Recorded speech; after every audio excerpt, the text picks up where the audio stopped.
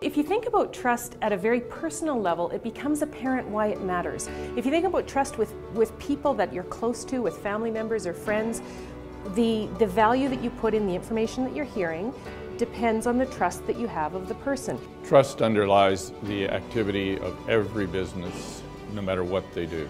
And so the customers, they're trusting them to ensure that they put quality into what they do, and put quality into what they do when the customer isn't looking. I think a lot of people in the room here today are trying to figure out what is that path we can create for ourselves and what can we do to tweak our message, to tweak our tactics in order to gain a more legitimate seat at the table from a social license perspective.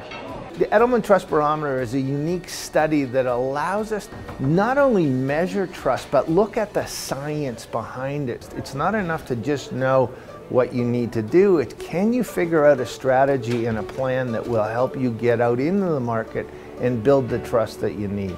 One of the things the Edelman Trust Barometer helps with is being able to lay out a plan to be able to build trust.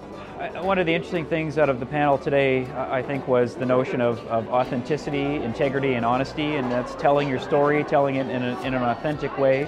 I find that politicians and business people are always talking about we need to innovate, we need to focus on innovation, we need to support innovation. To find out that the public is actually kind of hesitant about too rapid innovation, I found very interesting. We're right now in a very busy place where there is information coming from all sorts of organizations, from different parasitic websites, from Facebook, from other various groups. We do see in the Edelman surveys, certainly in Canada, that traditional media are still more trusted than a lot of the other online searches or social media.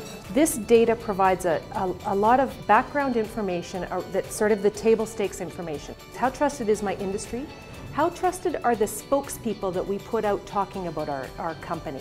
And if they're not trusted, how are we delivering our story using other voices and making sure that there are lots of voices telling our story? The information that Edelman provides is so fulsome. Nonprofits rely very significantly upon the trust in their community. If that trust is ever broken, you will lose your money, you will lose your volunteers, and you fundamentally will disappear. Organizations talk about reputation a lot.